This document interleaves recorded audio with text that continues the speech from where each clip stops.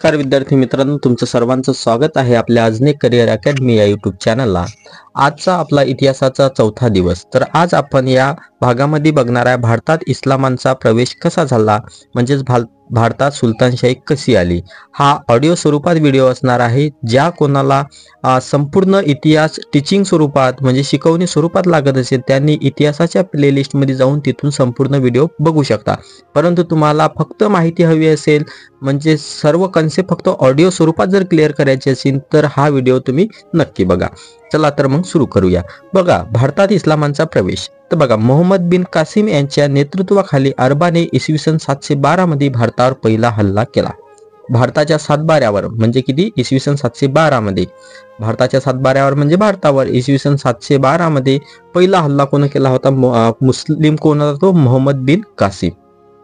त्यानंतर गझनीचा जो सुलतान होता सबुक्तगीन हा भारतावर आक्रमण करणारा पहिला तुर्की होय आणि मोहम्मद बिन कासिम हा पहिला मुस्लिम होय। त्यानंतर इसवी सन 1000 ते 1027 या काळात मोहम्मद गझनी याने भारतावर एकूण 17 स्वाऱ्या केल्या होत्या आणि या स्वाऱ्यामध्ये त्यांनी भयंकर लूट केली होती संपत्तीची।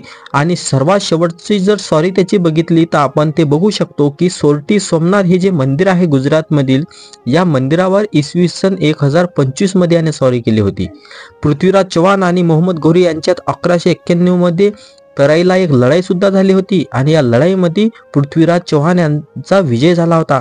परंतु लगेच या मैदानावर म्हणजे तराईच्या मैदानावर 1192 मध्ये पहिली लढाई, 1191 मध्ये लगेच दुसऱ्या वर्षी 1192 मध्ये पृथ्वीराज चव्हाण आणि मोहम्मद घोरी यांच्यात लढाई झाली। यामध्ये घोरी हा विजय झाला। या युद्धात पृथ्वीराज चव्हाण मात्र मारले गेले। घोरीने दिल्ली व गझनीचा सुलतान हे बिरुद धारण केले। नंतर पंजाबचा जयपाल या राज्यावर गझनीचा सुलतान सबुक्तगीन याने हल्ला सुद्धा केला होता। जयपाल राज्याच्या राज्यास हिंदुस्थानी राज्य म्हटले जाईल। सबुक्तगीन याच्यानंतर गझनीच्या गादीवर मोहम्मद गझनी इसवी सन 997 मध्ये आला। त्याने पूर्ण पंजाबवर आपला ताबा केला। तसेच मोहम्मद गझनीने अनेक राजपूत राजांना पराभूत करून संपत्तीची लूट केली। मोहम्मद गझनीचा मृत्यू जर बघितला आपण तर 1030 मध्ये झाला होता। 12व्या शतकात गझनीचे राज्य घौरी या दुसऱ्या तुर्क घराण्याकडे आले। मोहम्मद घौरीने मुलतानवर स्वारी करून 1175 मध्ये ते सुद्धा जिंकले होते। मोहम्मद घौरीची हत्या इसवी सन 1206 मध्ये झाली होती। आता हे जे तुर्की आक्रमणाच्या वेळी उत्तर भारत अनेक लहान लहान राज्यात विभागल्या गेल्याने एकीची भावना भारतीय राज्यांमध्ये नव्हती, हेच त्यांच्या पराभवाचे मुख्य कारण होते। बघा, मुस्लिम राज्य ज्यावेळेस मुस्लिम आक्रमक ज्यावेळेस भारतावरती आक्रमण करत होते त्यावेळेस भारतातले जे छोटे छोटे अनेक राज्य होते हे यांच्यामध्ये एकी नव्हती। मग यांच्यामध्ये एकी नसल्यामुळे या इस्लाम लोकांना काय भारतात प्रवेश करायला सोपं गेलं, कारण की यांची सेना जी होती खूप मोठी होती। त्यानंतर हे काय करत जात, सर्व राज्यांसोबत वेगवेगळी युद्ध करत जात आणि याच्यातून काय त्यांनी भारतावर मग नंतर सत्ता स्थापन करण्याचा प्रयत्न केला। आता नेमका हा मध्ययुगीन इतिहास कसा आहे हा सविस्तर आता इथून आपण बघूया। तर बघा, सर्वात पहिले आपल्याला बघायचं आहे हे जे आले होते लोक कुठून आले होते, हे तुर्क मधून आले होते। तर हे जे लोक आहे स्वतःला सुलतान म्हणून घेत होते। मग सुलतान म्हणून घेत असल्यामुळे हा जो इतिहास शिकवला जाते या इतिहासाला सुलतानशाहीचा इतिहास असे म्हणतात। आणि हा कोणत्या काळामधला आहे तर मध्ययुगीन इतिहासाच्या भागातला आहे। तर बघा, मध्ययुगीन इतिहासामध्ये दिल्ली सल्तनत आपण बघत आहे आता इथून, कारण की दिल्ली सल्तनत म्हणजे दिल्लीवरती राज्य करणारे हे जे सुलतान होते याला त्यावेळेस ते दिल्ली सल्तनत म्हणत होते। तर सर्वात पहिले बघू आपण कुतुबुद्दीन ऐबक। इसवी सन 1206 पासून तर 1210 पर्यंत याचा कार्यकाळ होता। बघा, गुलाम घराण्याचा संस्थापक कुतुबुद्दीन ऐबक होय। तो मोहम्मद घौरीचा गुलाम होता, मात्र त्याने नंतर गुलाम घराण्याची स्थापना केली आणि तो काय गुलाम घराण्याचा संस्थापक झाला। कुतुबुद्दीन ऐबकला भारतातील पहिला मुस्लिम राज्यकर्ता असे म्हटले जाते। बघा, प्रश्न येऊ शकतो तुम्हाला, भारतातील पहिला मुस्लिम राज्यकर्ता कोण तर कुतुबुद्दीन ऐबक। बाकीचे स्वाऱ्या करणारे होते। सर्वात पहिली स्वारी मोहम्मद बिन कासिम यांनी केली होती 712 मध्ये, इसवी सन 712 मध्ये। परंतु पहिला जर राज्यकर्ता म्हटलं तर तो कोण आहे, गुलाम घराण्याचा संस्थापक, तो म्हणजे कुतुबुद्दीन ऐबक। तर बघा, कुतुबुद्दीन ऐबक हा खूप दानशूर होता। त्याला उदार व दानी स्वभावामुळे लाख बक्ष म्हणतात, त्यास कुरानखा असेही म्हणतात। उत्तर हिंदुस्थानात कुतुबुद्दीन ऐबकाने तुर्कांची राजवट स्थापन करून मुस्लिम राजवटीचा पाया घातला होता। त्यानंतर कुतुबुद्दीन ऐबकने लाहोर येथे आपली राजधानी स्थापन केली होती। कुतुबुद्दीन ऐबकने स्वतःला सुलतान ही उपाधी लावून घेतली नाही. का लावून घेतली नाही? त्याला कारण असेल काही. कुतुबुद्दीन ऐबकने गझनीत राज्य करीत असलेला मोहम्मद घोरीचा पुतण्या घियासुद्दीन मोहम्मद यांच्याकडून स्वतःला सुलतान हा किताब मिळवला होता. बघा, स्वतः लावून घेतली नाही, दुसऱ्याच्या कडून लावून घेतली. तर बघा, कुतुबुद्दीन ऐबक हा उत्कृष्ट सेनापती होता. कुतुबुद्दीन ऐबकने सत्तेवर येण्यापूर्वी हंसी, दिल्ली, मेरठ हे सर्व जिंकून घेतले होते. लाहोर येथे सुगन खेळत असताना घोड्यावरून पडून नोव्हेंबर 1210 मध्ये कुतुबुद्दीन ऐबकचा अपघाती मृत्यू झाला होता. कुतुबुद्दीन ऐबक शूर मुत्सद्दी धोरणी होता. कुतुब मिनारच्या बांधकामाची सुरुवात कुतुबुद्दीन ऐबकनेच केली होती. प्राचीन नालंदा विद्यापीठास उद्ध्वस्त करणारा ऐबकचा सेनापती बख्तियार खिलजी होता. बघा, आपल्या भारतामध्ये एक नालंदा विद्यापीठ होतं, अतिशय प्रसिद्ध हे विद्यापीठ होतं. त्यावेळेस जगभरातील लोक इथं शिकायला येत होते.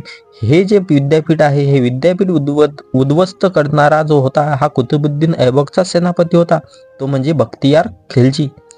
ऐबकने अजमेर येथे 2.5 दिन की झोपडी ही मस्जिद बांधली. त्यानंतर आरमशहा यांचा इसवी सन 1210 पासून तर 1211 पर्यंतचा कार्यकाल आहे. एकच वर्ष हे सुलतान होते. कुतुबुद्दीन ऐबकच्या मृत्यूनंतर त्याचा पुत्र आरमशहा 1210 मध्ये सुलतान पदावर आला होता. नंतर जर बघितलं आपण तर अल्तमश किंवा इल्तुमश सुद्धा याला म्हणतात. हा इसवी सन 1211 पासून तर 1236 पर्यंत गादीवर होता. बघा, आरमशहाच्या नाकर्तेपणामुळे अल्तमशने दिल्लीची सत्ता संपादन केली होती. हा जो आरमशहा होता, कुतुबुद्दीन ऐबकचा मुलगा, हा नाकर्ता होता, म्हणजे बिनकामाचा मुलगा होता. त्यामुळे दिल्लीची सत्ता संपादन केली ते म्हणजे अल्तमशने. आता सुलतान पद स्वीकारल्यानंतर अल्तमशला अनेक विरोधकांना तोंड द्यावे लागले होते. अल्तमशचे कर्तृत्व जर बघितले आपण तर ते कळसास पोहोचले होते. तेव्हा बगदादच्या खलिफाने अल्तमशला सुलतान पदास 1229 मध्ये मान्यता दिली होती. अल्तमशला खलिफाने सुलतान आझम ही पदवी दिली होती. अल्तमशने खलिफाचा प्रतिनिधी म्हणून स्वतःच्या नावे नाणी सुद्धा पाडली होती. अल्तमशने लाहोरऐवजी दिल्ली ही राजधानी बनवली होती. त्यावेळेस पाकिस्तान, भारत हे सर्व एकच होतं. त्यावेळेस या सुलतानची राजधानी लाहोर होती, परंतु या अल्तमशनं काय केलं होतं, राजधानी लाहोरवरून दिल्लीला बनवलं होतं. त्यानंतर मंगोल राज्यकर्ता जर बघितला आपण चंगेज खान याने अल्तमशच्या काळात भारतावर आक्रमण केले होते, ते म्हणजे इसवी सन 1221 मध्ये.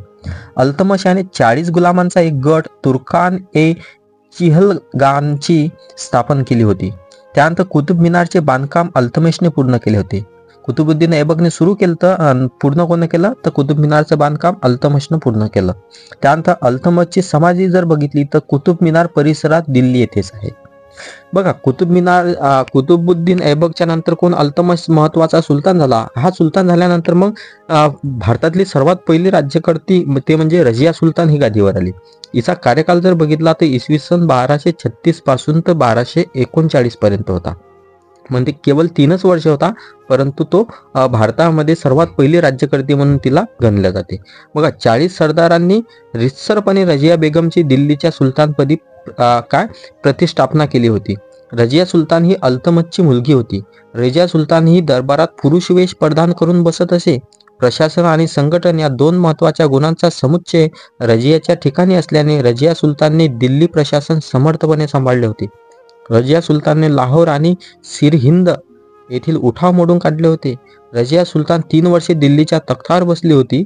रजिया सुलतान दिल्लीच्या तख्तावर बसणारी पहिली महिला होय. महत्वाची गोष्ट आहे, दिल्लीच्या तख्तावर बसणारी पहिली महिला कोण तर रजिया सुलतान होय. रजियाने ॲबिसिनिय युवक त्यानंतर जमाकुद्दीन याकूत यास आमिर ए आखूर म्हणजे अश्वशाळेचा प्रमुख बनवले होते. त्यानंतर कैथाल या ठिकाणी रजियाची इसवी सन 1240 मध्ये हत्या करण्यात आली होती. त्यानंतर आहे बहराम, इसवी सन 1239 पासून तर 1242 पर्यंत. हजारो हिंदूंची बहरामने कत्तल केली, मोठी लुटमार केली. मात्र यावेळी दिल्ली सुलतानच्या दरबारात सत्तेसाठी अंतर्गत कटकारस्थाने माजली होती. त्यातून 1242 मध्ये बहरामचा खून झाला होता. त्यानंतर नासिरुद्दीन मोहम्मद इसवी सन 1246 ते 1266.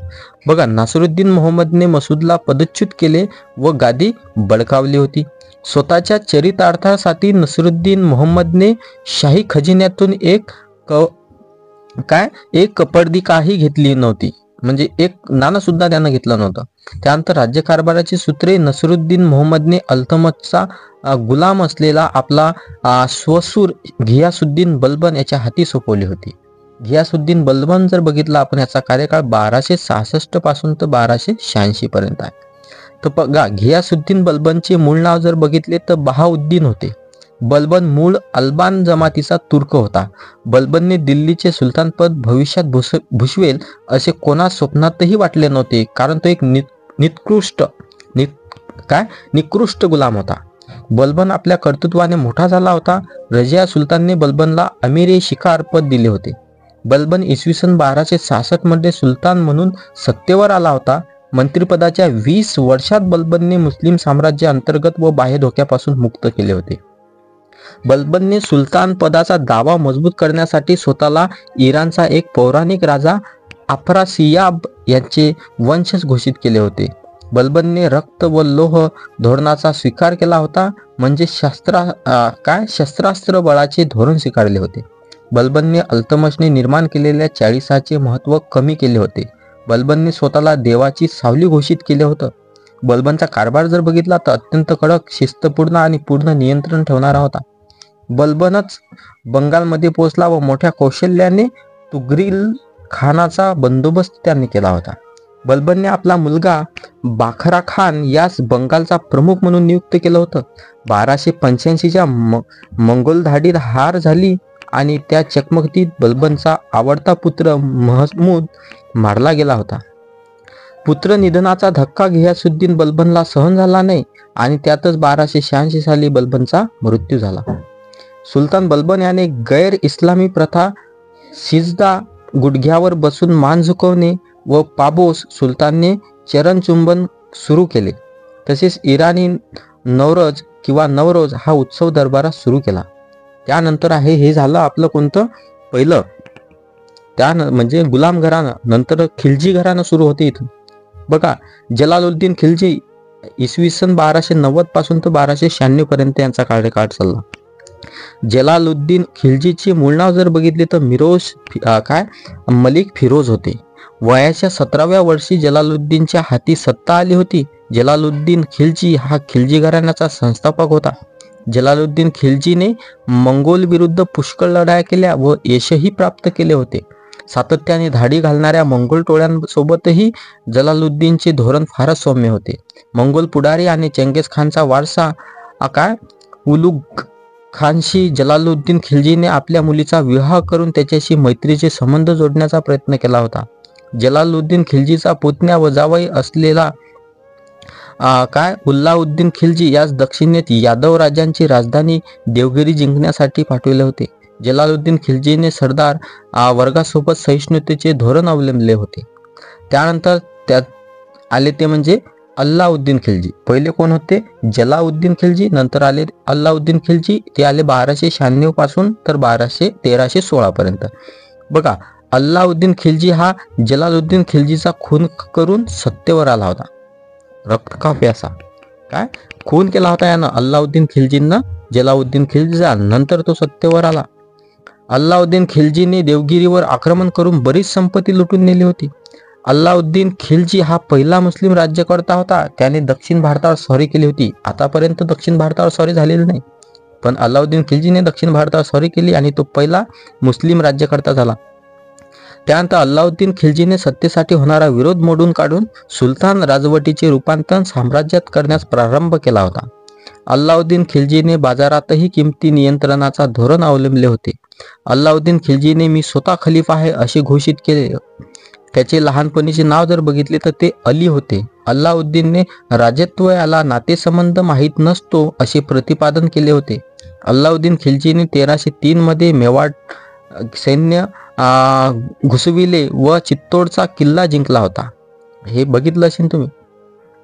अल्लाउद्दीननेच चित्तोडचा राजा रतनसिंग यांचा पराभव करून त्यास बंदी बनवले होते. परपुरुषांच्या हाती पडून इज्जत गमावण्यापेक्षा प्राण देणे परवडेल अशी प्रतिज्ञा करून राजा रणजित सिंगची बायको ते म्हणजे राणी पद्मिनी हिने आपल्या परिवारातील स्त्रियांसह अग्निप्रवेश जोहार केला होता. बघा, पद्मावती किंवा पद्मावत नाव केलं होतं नंतर त्या चित्रपटात. या चित्रपटामध्ये ही स्टोरी सर्वीची सर्वी दिलेली आहे अल्लाउद्दीन खिलजीची. रणवीर सिंग आहे त्याच्यामध्ये अल्लाउद्दीन खिलजीच्या भूमिकेत.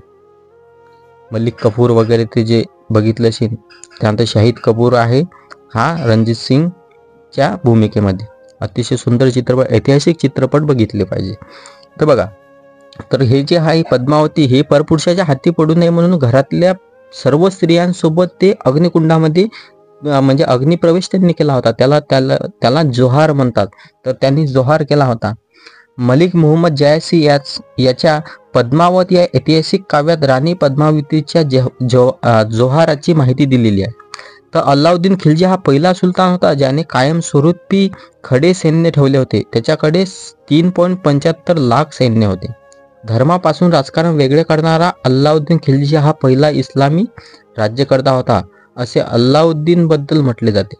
अल्लाउद्दीन खिलजी जमिनीची मोजमाप करून कर लावणारा पहिला सुलतान होय. बघा, जमिनीची मोजमाप करून कर लावणारा पहिला सुलतान कोण? तर अल्लाउद्दीन खिलजी. हा प्रश्न बऱ्याचदा आलेला आहे. अल्लाउद्दीन खिलजी होय. त्यानंतर जर बघितलं तर इसवी सन 1296 मध्ये अल्लाउद्दीन खिलजी यांनी देवगिरीवर आक्रमण केले होते. अल्लाउद्दीन खिलजी यांनी बाजार नियंत्रण किंवा मूल्य नियंत्रण यासाठी दिवान ए रियासत, शहना ए मंडी व बरीद या पदांची स्थापना केली होती.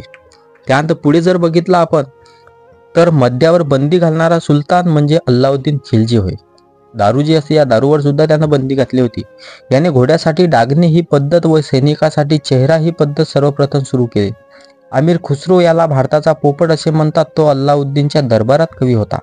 अमीर खुसरोने सितार किंवा सतार या वाद्याचा शोध लावला होता. मलिक कपूर हा अल्लाउद्दीन खिलजीचा सेनापती होता. अलाई दरवाजा, सिरीचा किल्ला, जमियत खाना मशीद इत्यादीची निर्मिती अल्लाउद्दीन खिलजीने केली होती. त्यानंतर आले कुतुबुद्दीन मुबारक. इसवी सन 1316 पासून 1320 पर्यंत केवळ 4 वर्षासाठी आले होते. तर बघा, गुजरात व देवगिरी या प्रदेशात खिलजी सत्तेविरुद्ध झालेले बंड कुतुबुद्दीनने मोडून काढले होते. हा कुतुबुद्दीन मुबारक आहे. तो कुतुबुद्दीन ऐबक होता. तो गुलाम घराण्यांचा संस्थापक होता. हा नाही. तर बघा, अल्लाउद्दीनच्या काळातील दारूबंदी रद्द केली आणि कुतुबुद्दीन मुबारक स्वतः मद्यपान करून ऐशारामात चैनीचे जीवन जगू लागला होता. बघा, अल्लाउद्दीन खिलजीनं काय केलं होतं की दारूबंदी केली होती आणि कुतुबुद्दीन मुबारकनं काय दारूबंदी उठवली. स्वतःच बेवळा होता माणूस, मग स्वतःच दारूबंदी रद्द केली. कारण कुतुबुद्दीन मुबारक स्वतःच मद्यपान करून ऐशारामात चैनीचे जीवन जगू लागला होता. कुतुबुद्दीन मुबारकला त्याचा वजीर खुसरो खानने 1320 मध्ये रात्री ठार मारले होते. हा नशेदशीन बिचारा मारून टाकला. तर बघा, नंतर असे नासिरुद्दीन खुसरो खान. कुतुबुद्दीन मुबारकची हत्या करून नासिरुद्दीन खुसरो खानने खिलजी घराण्याची सत्ता आपल्या हाती घेतली होती. नासिरुद्दीन खुसरो खान मूळ हिंदू होता व धर्मांतर करून तो मुसलमान झाला होता. नंतर येते ते म्हणजे तुघलक घराणा. आता बघा, खिलजी घराणा झाला आता तुघलक घराणा. तर तुघलक घराण्यामध्ये पहिला जो सुलतान आहे तो गियासुद्दीन तुघलक. इसवी सन 1320 पासून तर 1325 पर्यंत.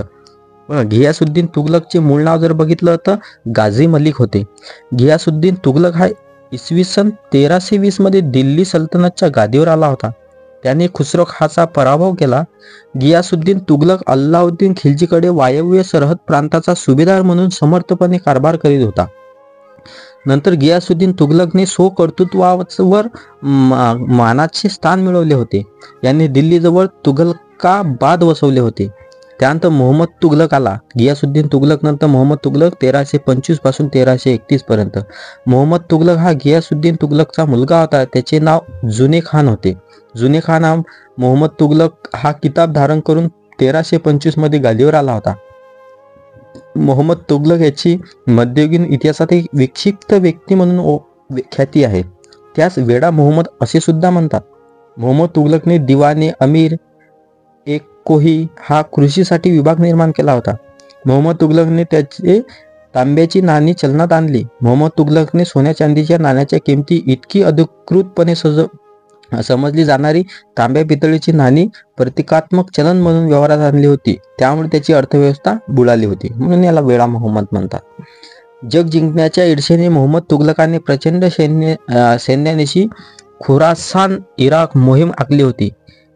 इब्न बतुता हा मोरोक्कोचा प्रवासी मोहम्मद तुघलकच्या काळात भारतात आला होता. त्याला रेहला हा ग्रंथ लिहिला होता. तर मोहम्मद तुघलक यांनी आपली राजधानी दिल्लीच्या ऐवजी दक्षिणेत देवगिरी किंवा दौलताबाद येथे काही काळ स्थापन केली होती, इसवी सन 1324च्या काळात. नंतर आले फिरोज शाह तुघलक, इसवी सन 1351 पासून तर 1388 पर्यंत. मोहम्मद तुघलकचा मुलगा नसल्याने त्याचा चुलत भाऊ फिरोज शाह तुघलक 1351 मध्ये गादीवर आला होता. इसवी सन 1309 मध्ये जन्म झालेल्या फिरोज खाची आई हिस्सारच्या भट्टी राजपूत राणा रानमाल याची कन्या होती. फिरोज शहाची धोरणे सर्वांना खुश करून लोकप्रियता मिळवणारी होती. फिरोज शहाने घरफाळा, कुराणावरील करासहित सुमारे 24 प्रकारचे कर रद्द केले होते. कुराणात सांगितलेले खिरज, जकात, जिजिया आणि खम असे फक्त 4 प्रकारचे कर फिरोज शहाने अंमलात आणले होते. ब्राह्मणांवर कोणताच कर नव्हता, परंतु फिरोज शहाने जिजिया कर ब्राह्मणांवरही लावला होता. पंजाब व हिस्सार राज्यात जमीन ओलिताखाली आणण्यासाठी फिरोज शहाने 4-5 नवे कालवे खोदले होते. फिरोज शाह तुघलकने सरकारी मालकीची 1200 फलोद्याने निर्माण केली होती. सैनिक व सैनिकी अधिकाऱ्यांसाठी फिरोज शहाने जहागीरदारी पद्धत सुरू केली होती. नंतर फिरोज शहाने आपल्याजवळ 1,80,000 गुलाम जमा केले होते. फिरोज शहाला नागरी सुधारणा करण्याची फार आवड होती.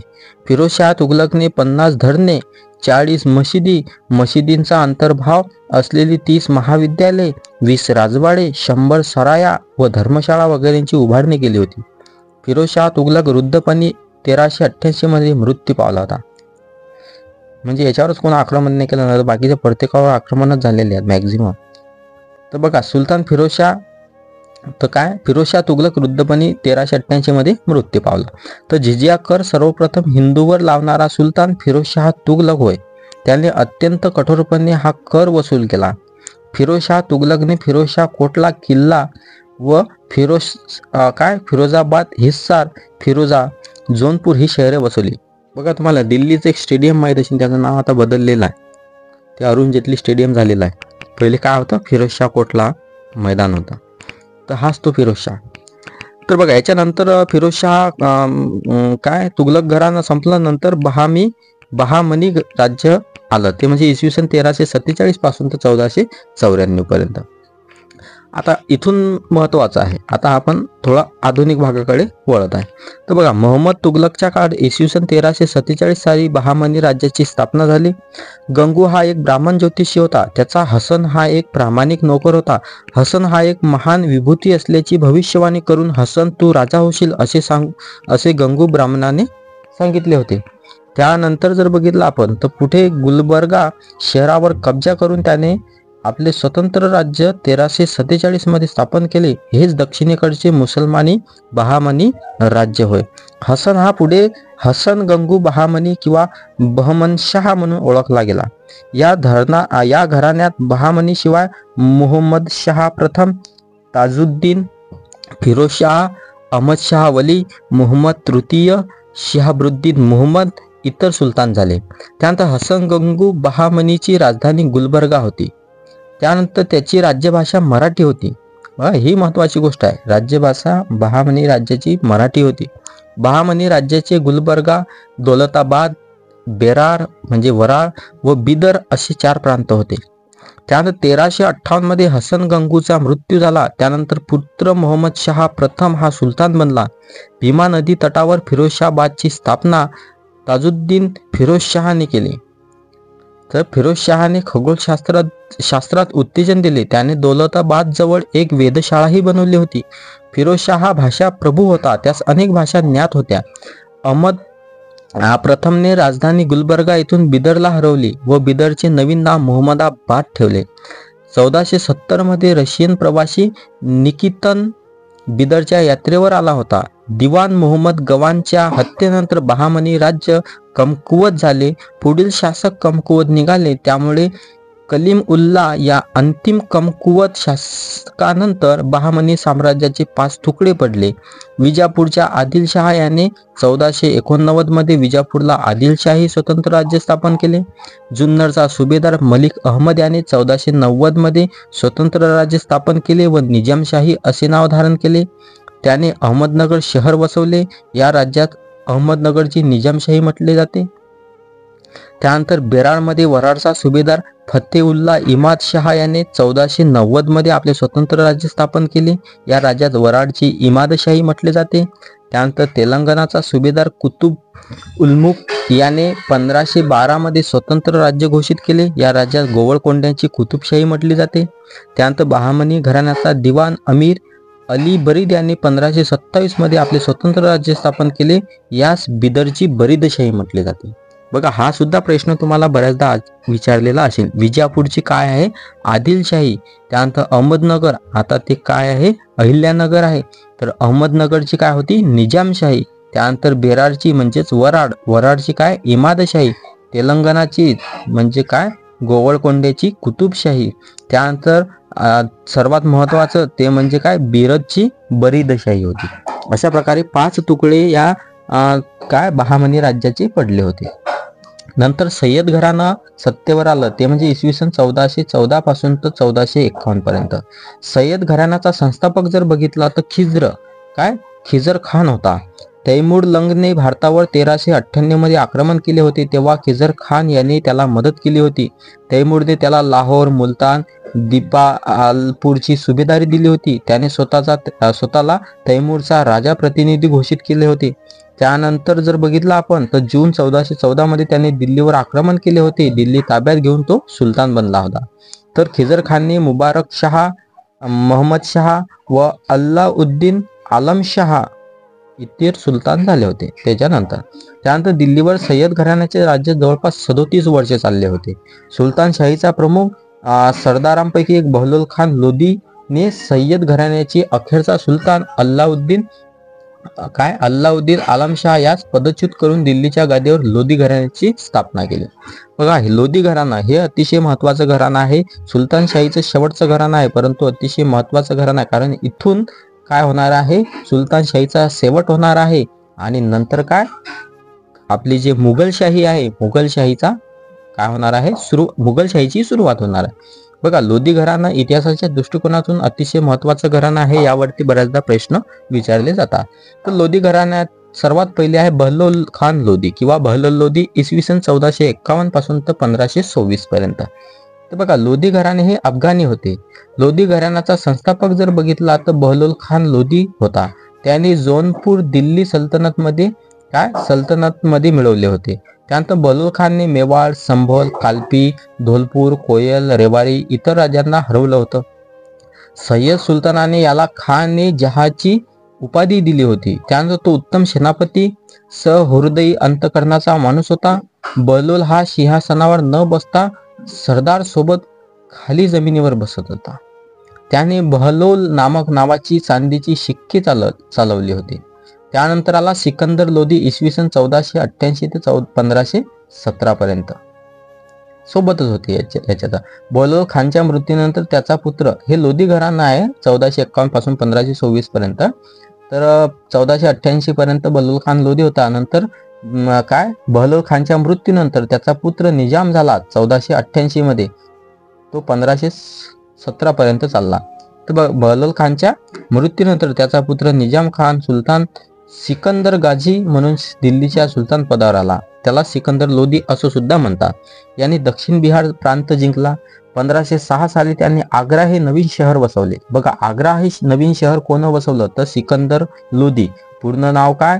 तर निजाम खान सुलतान सिकंदर गाझी. कधी? 1506 मध्ये हे आग्रा शहर, की जिथंच काय आहे? ताजमहल आहे. तर बघा, या सिकंदर लोदीने कृषी व व्यापार या क्षेत्राकडे विशेष लक्ष दिलं होतं. याने खाद्यान्नावरील जकात कर रद्द केला होता. धार्मिक दृष्ट्या हा असहिष्णू व धर्मवेडा होता. याने हिंदूचा अनादर केला.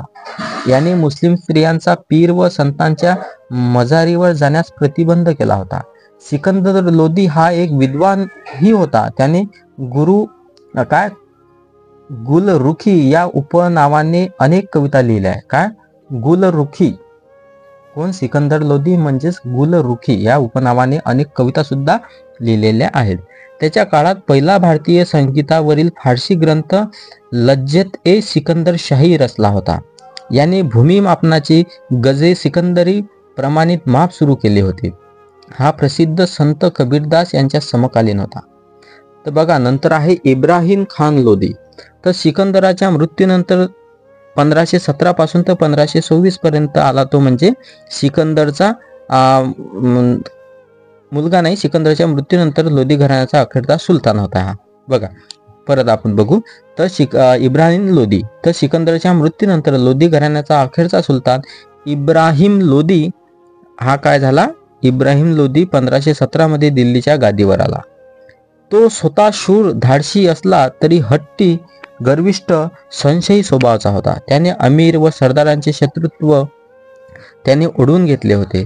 त्याने ओढून घेतले होते. इब्राहिम लोदीने ग्वाल्हेरचा राजा विक्रम सिंग याला हरवून ग्वाल्हेर जिंकले होते.